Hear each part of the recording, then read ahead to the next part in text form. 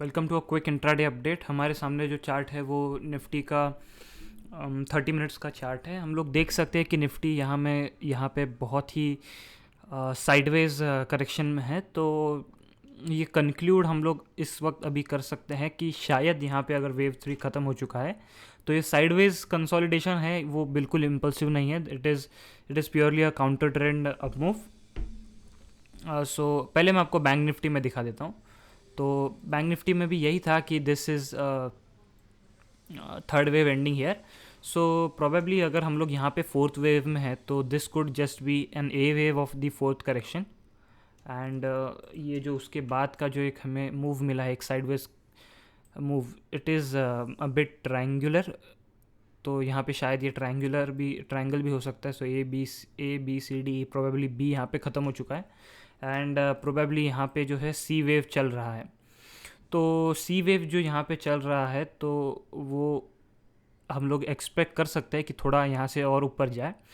And अगर मैं इसे नंबर्स में कहने की बात करूँ तो अगर मैं इस ए वेव की अगर लेंथ यहाँ पे कैलकुलेट कर लूँ और उस ए वेव की लेंथ को मैं यहाँ से बी वेव के साथ ऐड कर लूँ तो वो लेवल मुझे निकल के आ रहा है ऑलमोस्ट। अगर मैं यहीं पे भी कर दूँ इस लो के आसपास तो वो लेवल है अराउंड 33,674। और अगर यहाँ पे करता हूँ तो वो अराउंड इस 50 डे एवरेज के आसपास है, विच इज़ अराउंड 33,775। सो ये एक हो सकता है। और आप एक ट्रेंड लाइन को यहाँ पे होल्ड करते हुए चले कि ये एक ट्रेंड लाइन है। और आप इसे यहाँ पे ले सकते हो, यहाँ पे ओके। अगर आप इसे यहाँ पे पुट करते हो तो हमें देखना पड़ेगा कि यहाँ पे सी वेव ख़त्म हो चुका है कि नहीं हुआ है। तो क्योंकि अगर हम लोग एक इवेंट में जा रहे हैं तो हमेशा एक आपकी एक पॉसिबिलिटी होती है कि जो काउंटर ट्रेंड अपमूव होंगे या फिर होने वाले हैं वो कई बार शार्प भी होते हैं।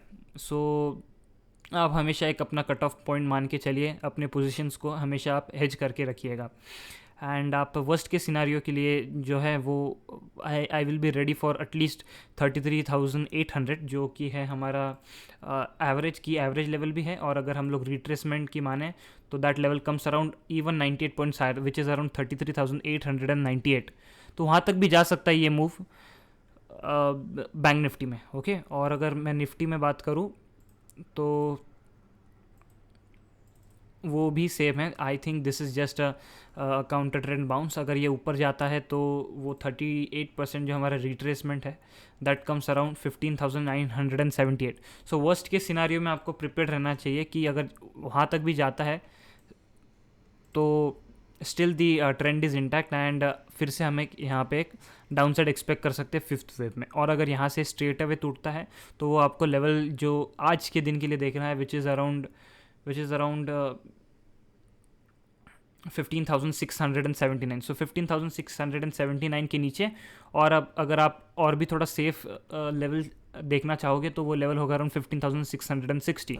सो 15,660 पे हम लोग यहाँ पे कंक्लूड कर लेंगे कि यार कि शायद यहाँ पे वेव 4 ख़त्म हो चुका है और वेव 5 यहाँ पे डाउन साइड के लिए नीचे स्टार्ट हो रहा है। और अगर नहीं तो देर इज़ अ चांस कि ये साइडवेज कंसोलिडेशन थोड़ा और देर चले, फिर हमें शायद एक एक्सट्रीम मिले प्राइस में जो कि हमें थोड़ा ऊपर लेके जाए और शायद वहाँ पे हमें वेव 4 ख़त्म हो जाए और फिर से हम यहाँ पे नीचे जाए। मैं ये क्यों कह रहा हूँ क्योंकि मैं आपको एक US 500 का S&P 500 का चार्ट दिखाना चाहता हूँ। एंड यहाँ पे देखिए ये क्लियर 1 2 3 4 5 क्लियर मूव है, 1 2 3 4 5 ABC। एंड उसके बाद जो मूव आया है वो एक बेरिश मूव है। अब यहाँ पे आप देखिए 1 2 3 4 5 यहाँ पे कंजिक्यूटिव 5 डेज़ की सेलिंग है।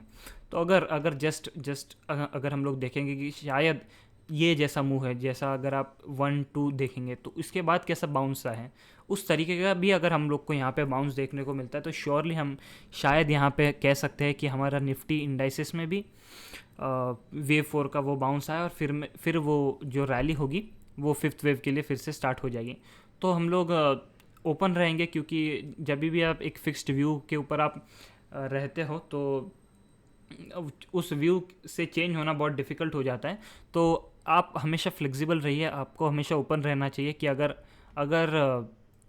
ये this is just a minor wave 1 कि अगर ये सिर्फ माइनर वेव 1 है जो हमने इस देखी थी, यहाँ पे देखी थी माइनर वेव 1 फिर 2, और अगर हमें यहाँ पे फिर से बाउंस मिलता है 2 का, तो आपको यहाँ पे रेडी होना है कि यहाँ पे अगर वेव 2 का बाउंस मिलता है तो what should be your stance on the overall आपके जो निफ्टी पे, आपका बैंक निफ्टी पे होगा, उसका आपका स्टांस क्या होता है, आप अपनी पोजीशंस को कितना % रिड्यूस करते हो, अपना लॉन्ग एक्सपोजर कितना कम करते हो।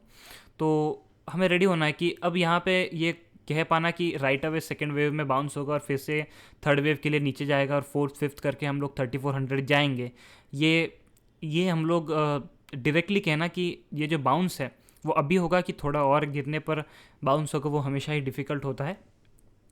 सो ओवरऑल आई थिंक हम लोग 3400 के लिए जा रहे हैं, लेकिन ये क्या ये माइनर वेव यहाँ पे ख़त्म हो रही है कि नहीं, वो हमें ट्रैक करना पड़ेगा, हमें थोड़ा देखना पड़ेगा। ओके, मैंने आपको बता दिया, ये की एवरेजेस बताए मैंने आपको निफ्टी के ऊपर, बैंक निफ्टी के ऊपर। That was it for the video, thank you.